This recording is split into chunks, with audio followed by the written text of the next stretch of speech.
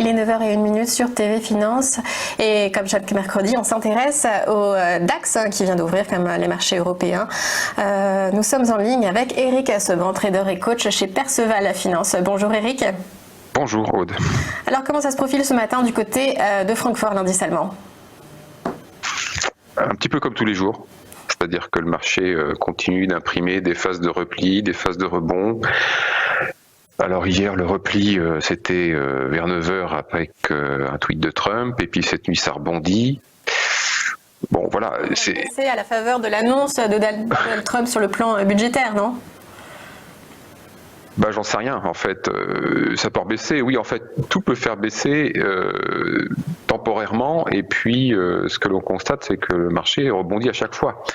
Donc c'est une phase un peu particulière, hein. Bon, alors évidemment, on a la crise sanitaire, et c'est cette phase en tout cas qui me semble très particulière, et d'une certaine façon, ça continue d'être un peu, je sais pas, je trouve ça un peu perturbant ce qui se passe en ce moment. Les semaines se succèdent, il n'y a rien de nouveau.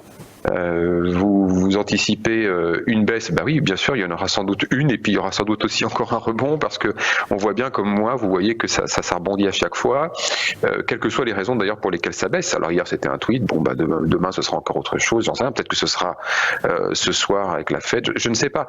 En tout cas, ce qu'il y a de certain, c'est que on a l'impression que le temps s'est un peu arrêté sur les marchés, que c'est pas très dur de gagner de l'argent en ce moment. Et c'est même un petit peu ce qui me dérange, parce que j'ai le sentiment qu'on va se réveiller avec une grosse gueule de bois, quoi. Voilà, pour être franc, c'est un peu le sentiment que j'ai en ce moment.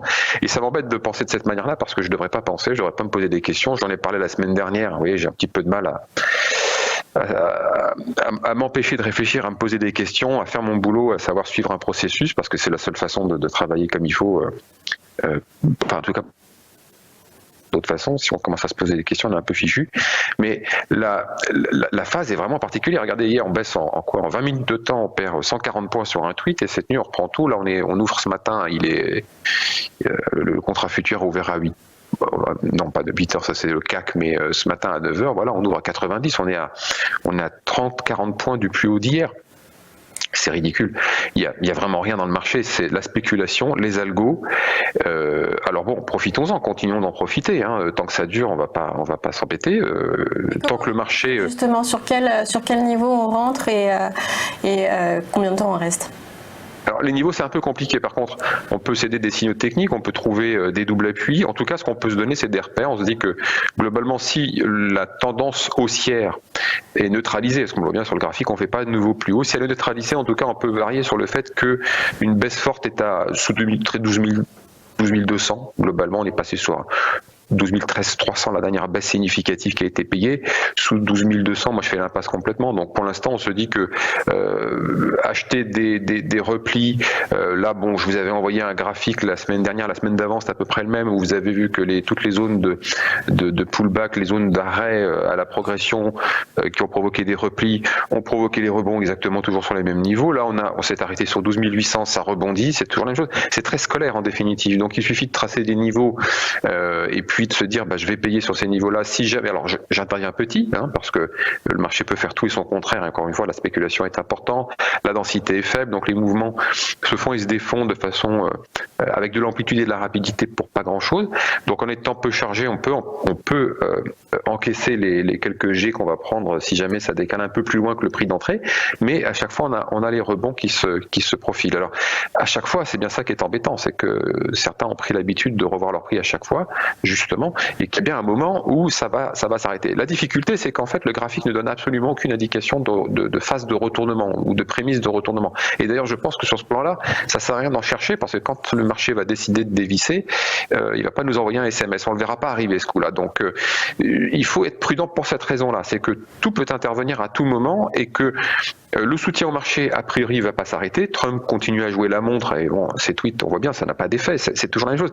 Moi, ce qui m'intéresse, c'est surtout de regarder que si je n'ai pas d'indication qu'un relais haussier peut se mettre en place, parce qu'il faudrait pour ça des circonstances particulières, parce que moi j'ai mes écrans qui s'en vont, il faudrait un nouveau flux acheteur, je ne sais pas d'où il viendrait. D'un vaccin, oui, mais bon, comme je pense de toute façon ce sera à brève échéance ce rebond, et ça va pas changer grand chose.